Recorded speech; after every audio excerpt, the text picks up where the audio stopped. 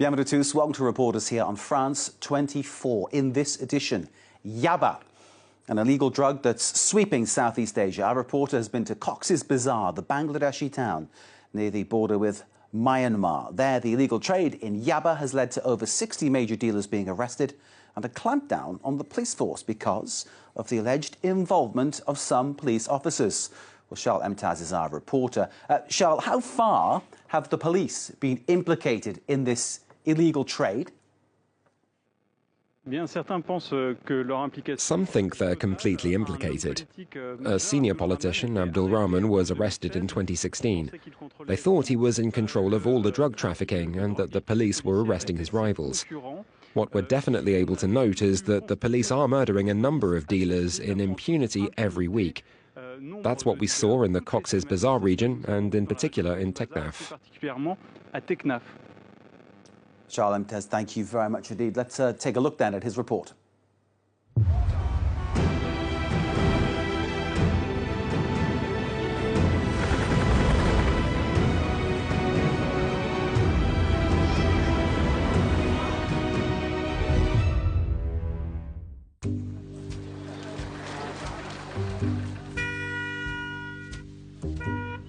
This story begins in Teknaf in the south of Bangladesh.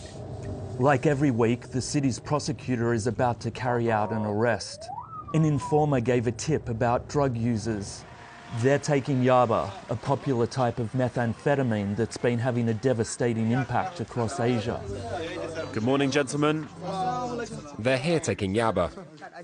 Take them out of here. This is what they use to take Yaba. When you come out, put your hands up. In Bangladesh, this is called mobile justice, an expedited trial on site for people caught in the act. The floor is given to the witnesses. I've seen him taking drugs so many times. I want to testify. I asked them to stop. It's a residential area. So, can you explain what is happening? Why is writing on the... Yeah, actually, we have seen that we have found them taking the drugs. Yeah, that's why we have captured them. And we need 2 witnesses at least, so that we can keep them under trial.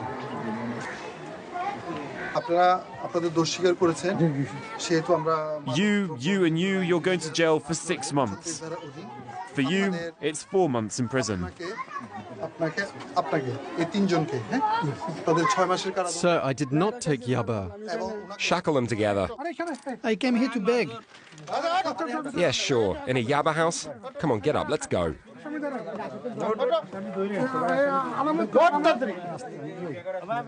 It took less than 1 hour to put these men behind bars. One of the measures of the Prime Minister's war on drugs. I'm just a beggar. Unlike users, suppliers don't always have the opportunity of prison time. Here is a dealer. In this job, he risks a lot more than jail. The police are trying to kill us. Me, I'm a Rohingya. The government is only giving us rice. It's impossible to live with just that. So we deal Yaba to eat. But if the police catch us, they kill us. We don't have weapons. They say we have guns, but it's not true. It's because they kill us that they say that. We only earn $60 a day. How could we buy weapons?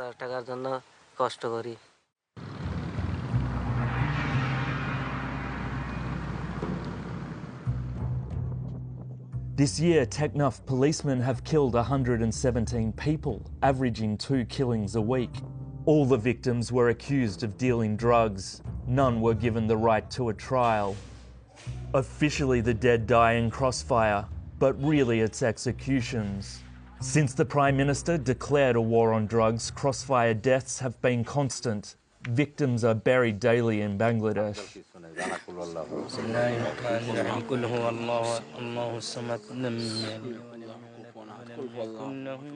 Situated on the border, Teknaf is the entry point for Yaba produced in Myanmar. Last year, authorities seized 53 million pills. I'm going to stop Yaba. I'm too scared to be killed by the police. They do crossfires all the time, so I'm hiding.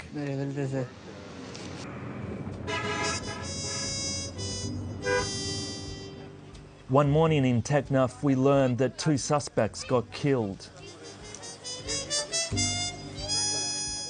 Another death in Crossfire, according to the police. We checked the site only hours after the killing.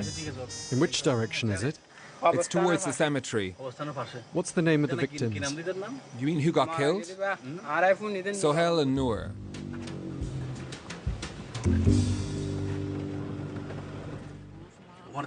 We were shown the house of one of the victims. Mohammed Sohail, 27 years old. His family just found out about his death.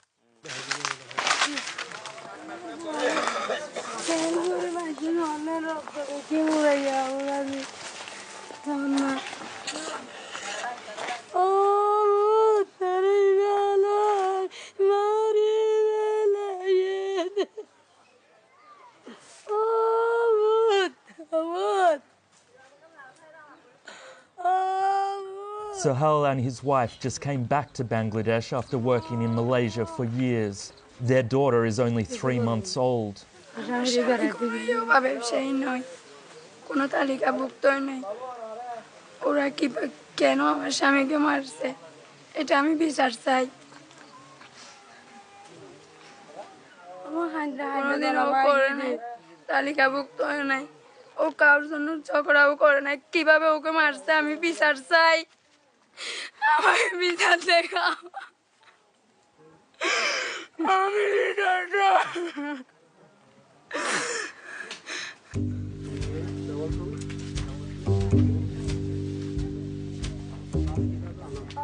In the village, the arrival of police woke everyone at 3 a.m.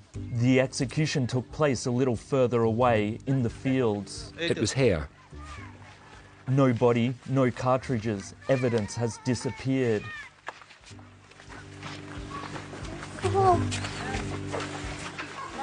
And the other victim was shot here.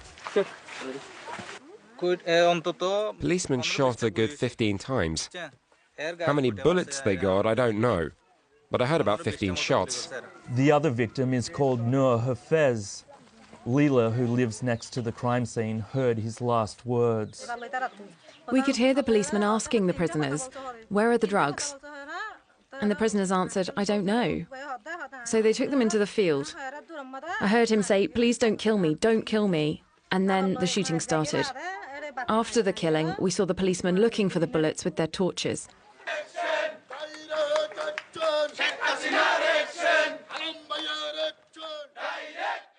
2 days later, Bangladesh is celebrating its Independence Day. It's when we meet the police chief, Pradip Kumar. Since he started, the death rate has dramatically spiked. Did you have to make these explosions so loud? That's how we do it. What can I do?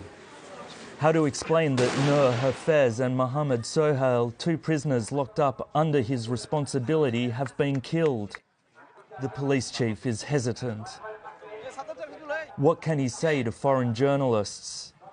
When we went there, then some terrorists attacked the police, and police also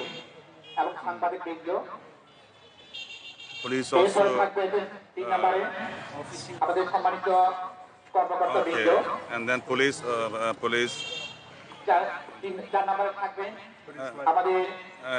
protest them, and also we captured, we apprehended 2 terrorists from the place, and also we took the lawful action against them.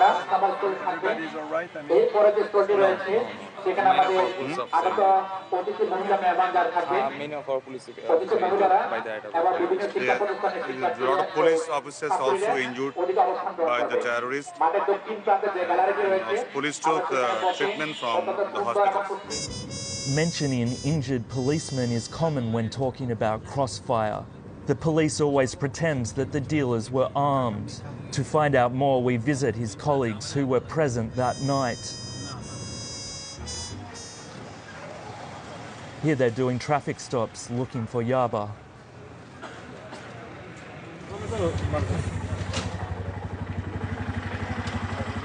Good evening, this is a check. Please get out. What do they have to tell us about the injured policeman that their chief was talking about? Can we meet the policeman injured?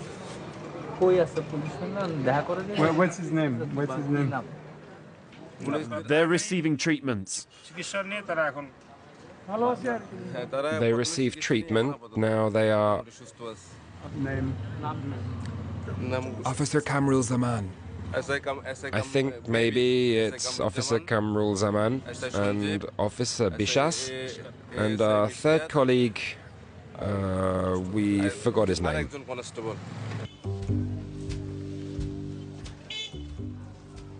Three policemen injured, that's two more than what their police chief said. Their stories don't match. We head to Coxsbazar Hospital to check on the injured policeman. We talk to Dr. Abdul Rahman, who works with security forces. And more recently, did you have some policemen injured? Not this month. We get, but not often. Not so often? Not so often. And what type of injury is it for the policemen? Mainly accidental cases, but we haven't recently received any gunshot or something like that. Nothing like that recently? No. There are also no signs of injured policemen in the hospital's registry.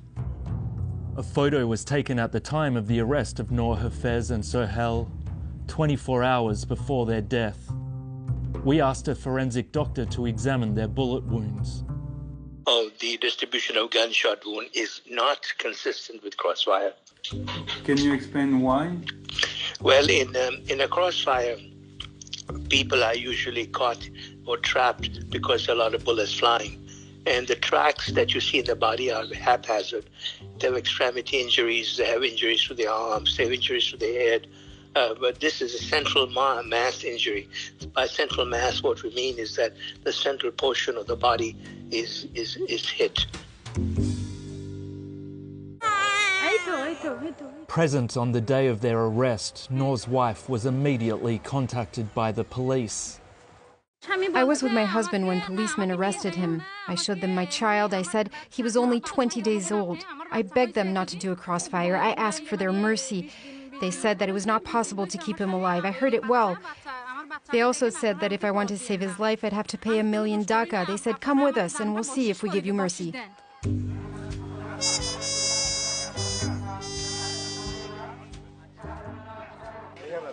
Racketeering by police forces is business as usual in Bangladesh. In a year and a half, almost 1,000 Bangladeshis have been summarily executed.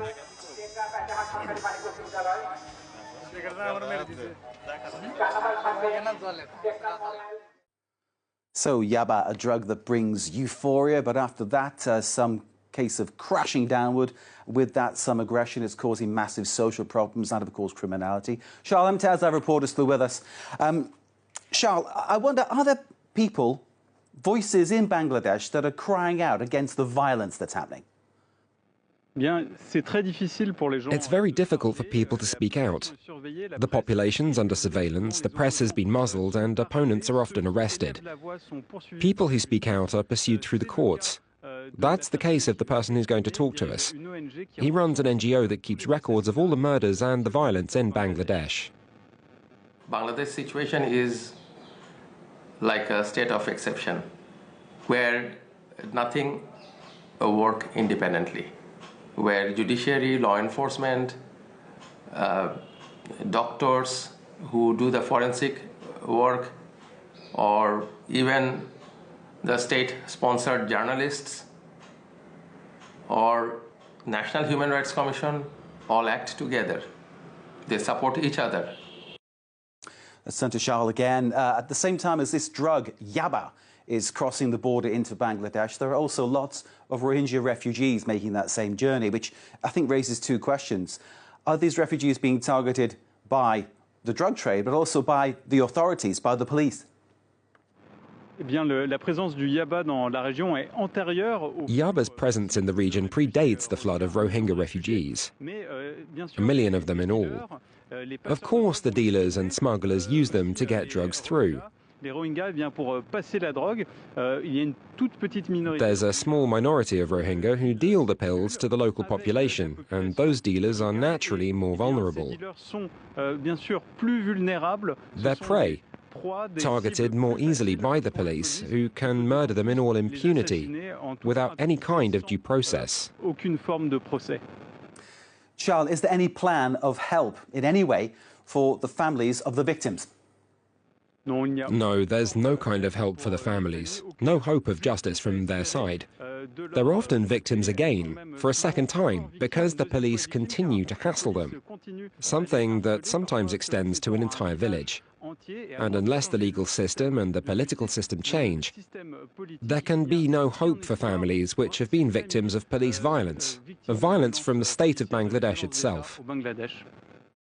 Charles Lemtaz, thank you very much indeed. Charles' report, of course, you can see it again via our website, france24.com. The revelations in that report, of course, raising many questions about police brutality in Bangladesh. It's a story we'll be following very closely here on France 24. This is Reporters. Stay with us.